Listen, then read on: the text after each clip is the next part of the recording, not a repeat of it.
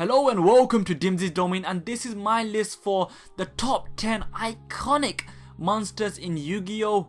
Duel Monsters, exclusive to the first series Yu-Gi-Oh! Duel Monsters, and it's more so a reaction video to Watch Mojo's list. We must focus on iconic, so that means you think about this monster instantly, you associate it with the series. So I kind of disagree with some of them, but then again, because it is Duel Monsters, there's really not much leeway or wiggle room for the monsters. But let's start off with my number 10 pick. So I've picked Summoned Skull because when you think of Summoned Skull, you think of Duel Monsters. It was so overly used and used appropriately during Duelist Kingdom because of the fact that it was a normal monster, it was 6 stars and he had a very high attack. You're thinking to yourself, wow, this is kind of good for a 6-star monster. Now on Watch Mojo's list, it made the number 7 list, which I don't agree, but let's move forward. Number 9 is none other than the little furball KURIBOH. KURIBOH is synonymous with Yugi. It's synonymous with his playing style. It's a very harmless creature which can be made to have infinite amount of potential with the use of Multiply. KURIBOH is always ever present when he's conversing with Yugi and we see the spirit form. KURIBOH is very endearing, and unfortunately he did not make the list. Instead he made the honorable mention for Watch Mojo, which I think is a massive shame. Number 8 is none other than the main lady for My Valentine, and that is actually, there's 3 of them, Harpie Lady. It didn't make the list for Watch Mojo at all. Harpie Lady is very iconic with My Valentine. My Valentine has arguably the best vocal performances throughout the series, throughout Duel Monsters in general, because of the fact that she really nailed that performance, and Maya had this unique swagger to her, and so did the Harpie Lady. It was very ladylike and they really did cause terror, especially against Joey. And I would have put Harpie's Pet Dragon, but I think Harpie Lady really does take the cake. It edges closer to that spot.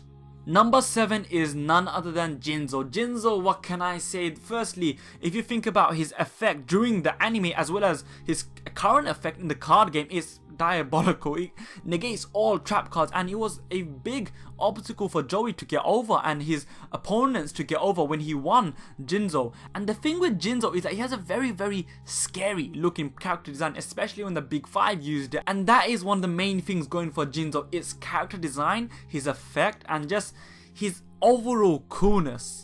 Number 6 has to go to Dark Magician Girl. If we're talking about icons, the most iconic female Yu-Gi-Oh! Monster is Dark Magician Girl. The thing is, her team up with Dark Magician, her symbiotic nature, because they come in a pair essentially. Dark Magician and Dark Magician Girl, they just go well together, and she's just iconic. Simple as that. There's no arguments to be made. Unfortunately, she didn't make their list. Instead, she made their honorable mentions because they kind of related it to Dark Magician, which I do think is wrong to do. Number 5 is EXODIA, the Forbidden One. Yes, the monster that beat the Blue Eyes White Dragon. The monster that was first introduced to have an instant win rule. What the hell? It was so overpowered. It was sought after during the card game, and it still is quite rare. But at the same time, we were always wondering, when are we going to see it next? And then of course, Weevil ripped it up and chucked it into the water. But the point was, we also saw EXODIA Necros later on. The point is, EXODIA was such an icon.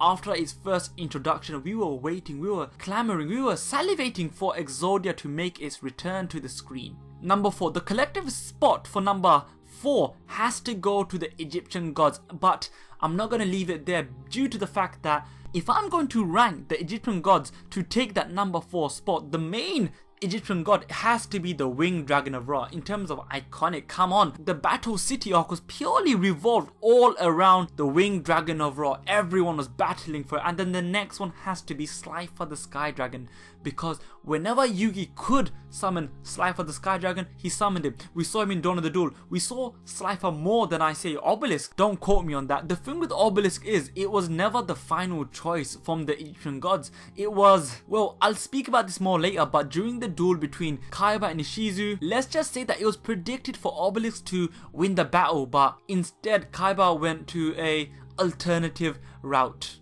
Number 3 has to go to the Red Eyes Black Dragon. If you're talking about icons, you have to speak about the main 3 characters. You have to speak about Joey.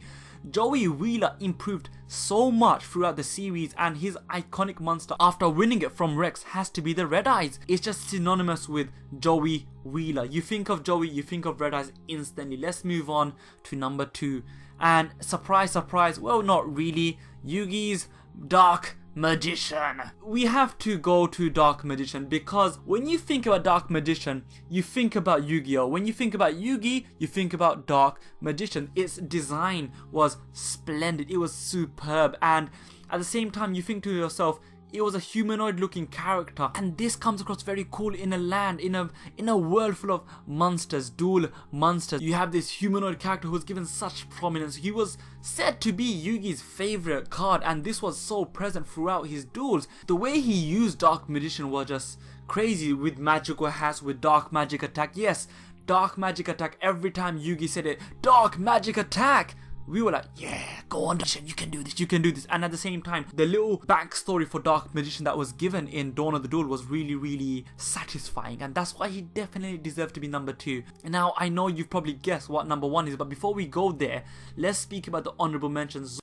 The Dark One. Zork the Dark One is the epitome of darkness. Yes, he was number 9 in Watch Mojo's list, but the point is he doesn't deserve a spot purely from the fact that he really wasn't a monster, and even though he wasn't even a monster, he was just the final endgame boss. We saw more of Deerbound than we saw Zork the Dark One, but at the same time, he was the reason why Bakura was insane. He was the reason why Bakura became evil, and that's why he ties into the final story, the whole story of Yu-Gi-Oh! He beat the Egyptian gods, he beat Exodia, he is a powerhouse.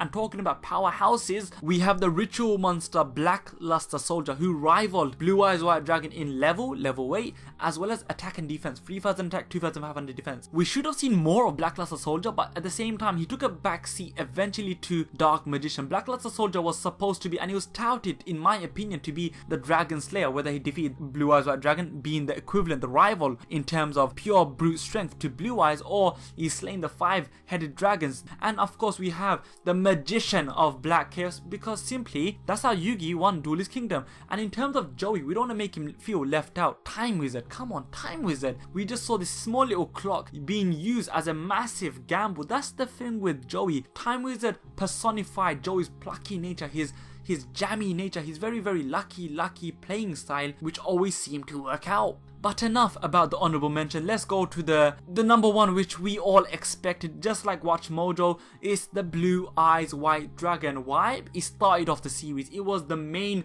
talking point, the main plot point. It was essentially Grandpa's card before Kaiba messed about. Listen, Blue Eyes White Dragon was the monster that kind of started it all, and it played a prominent role. It was the main card of the antagonist. How is the protagonist's card not making the number 1 spot? That's because Blue Eyes White Dragon had an excellent build up, and alongside a very compelling wielder in the form of Seto Kaiba. And not only that, in Dawn of the Duel, if you think about the backstory of how Blue Eyes came forth with Kasara, and that's a video for another day, it just works out. With Blue Eyes, you got Blue Eyes Ultimate Dragon, which was a very, very sought after card back in the day. And to be honest, with Blue Eyes making a massive return and a return to prominence in the current game, Blue Eyes has withstood the test of time. And right now, if you think of any monster, what's the strongest monster? Although people should say Egyptian gods, people will automatically say, oh, Blue Eyes, because that always had 3000 attack. That was the magic number at the time,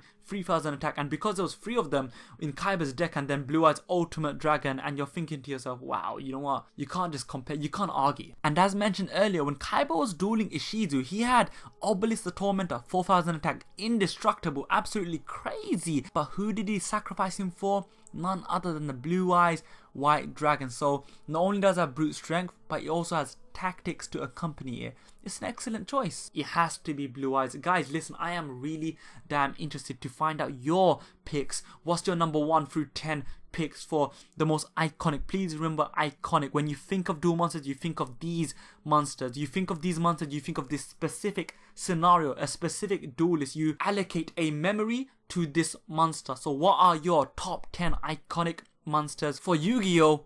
Duel monsters. I'm going to be doing another list for GX, 5Ds and so on later on, and I want to see your opinion because I'm hoping for a vastly different list, so then we can compare and discuss in the comment section down below. Please make sure to like, share, comment and subscribe. For more Yu-Gi-Oh! Content, you may now exit DMZ's domain. Thank you and goodbye.